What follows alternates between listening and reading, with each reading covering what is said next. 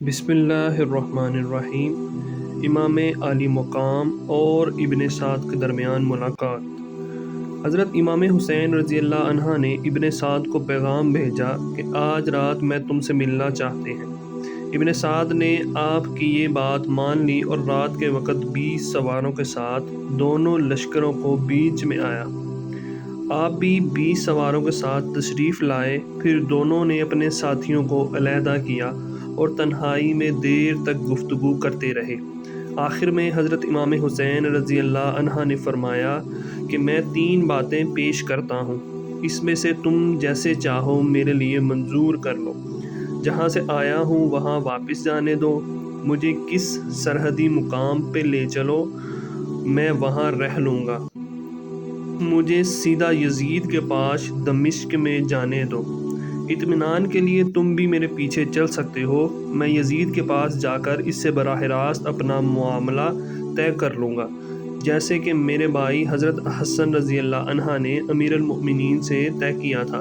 हज़रत इमाम हुसैन रज़ी अल्लाह अन्हा का रवैया इतना नरम और सुलझा हुआ था कि उमर बिन साद ने इकरार किया कि हज़रत इमाम हुसैन रज़ी अल्लाह अन्हा सुलह के रास्ते पे हैं, और इसने बहुत खुश होकर इब्न ज़ियाद को लिखा कि खुदाए ताला ने आग का शोला बुझा दिया और इत्तफाक की सूरत पैदा कर दी और उम्मत के मामले को सुलझा दिया। फिर हज़रत इमाम हुसैन रज़ी अल्लाह अन्हा की पेशकश की हुई तीनों बातें तहरीर की और आखिर में अपनी राय भी लिखी कि अब इख्तलाफात कोई वजह नहीं है और अब इस मामले को ख़त्म होना चाहिए। इब्न ज़ियाद ने ख़त पढ़कर कहा कि ये तहरीर एक ऐसे शख्स की है जो अपने अमीर का खैर ख्वाह और अपनी कौम का शफीक है।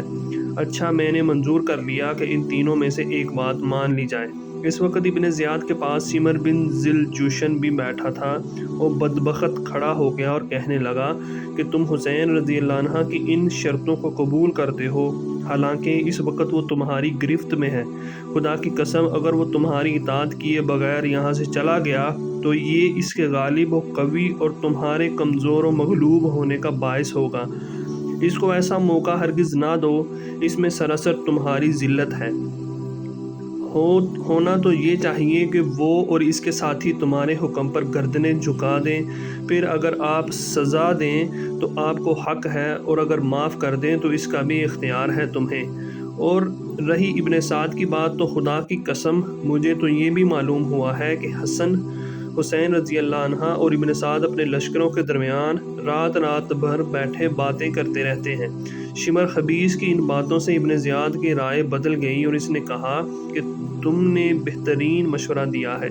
फिर इब्न साद को लिखा कि मैंने तुमको इसलिए नहीं भेजा कि तुम हुसैन रज़ी अल्लाह अन्हा को बचाने की फ़िक्र करो और सिफारशी बनकर इनकी सलामती चाहो। इब्न ज़ियाद ने शिमर ज़िलजूशन को ये हुक्म देकर भेजा कि अगर हुसैन रज़ी अल्लाह अन्हा और इसके रुफ़क़ा मेरे हुक्म की तामील करें तो बेहतर, वरना उमर बिन साद को हुक्म दो कि वो हुसैन रज़ी अल्लाह अन्हा और इनके रुफ़क़ा पर हमला कर दे, और अगर उमर बिन साद इस पर अमल ना करें तो इसे कत्ल कर दो और ख़वारिज की कमान खुद संभाल लो।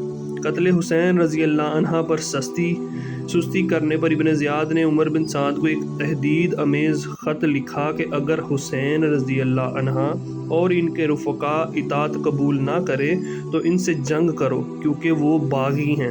ये ख़त इसने शिमर के सुपुर्द किया और ज़ुबानी कह दिया कि अगर इब्न साद मेरे हुक्म पर अमल ना करे तो पहले तुम इसका सर काट कर मेरे पास भेज देना। इब्न साद ने जब ये ख़त पढ़ा तो शिमर से कहा कि कमबख्त, तुमने ये क्या, खुदा तुझे गारत करे, तो ये क्या मेरे पास लाया है? खुदा की कसम, मैं समझता हूँ कि इब्न ज़ियाद को तूने ही मेरे मशवरे पर अमल करने से रोक दिया और इस बात को बिगाड़ दिया जिसके बनने की उम्मीद थी। खुदा की कसम, हुसैन रज़ी अल्लाह अन्हा कभी भी इब्न ज़ियाद के सामने सर नहीं झुका सकते। शिमर ने कहा कि इन बातों को छोड़ो, ये बताओ कि दुश्मन को कत्ल करोगे या लश्कर को मेरे सुपुर्द करोगे। इब्न साद जो दुनिया पर जान देने वाला और अज़ली बदबख्त था, इसने कहा कि मैं लश्कर तुम्हारे हवाले नहीं करूँगा, बल्कि ये मुहिम मैं खुद करूँगा। चुनांचा इसने फ़ौरन हमले का हुक्म दे दिया। ये मुहर्रम की 9 तारीख़ थी, जुमेरात का दिन और शाम का वक़्त था।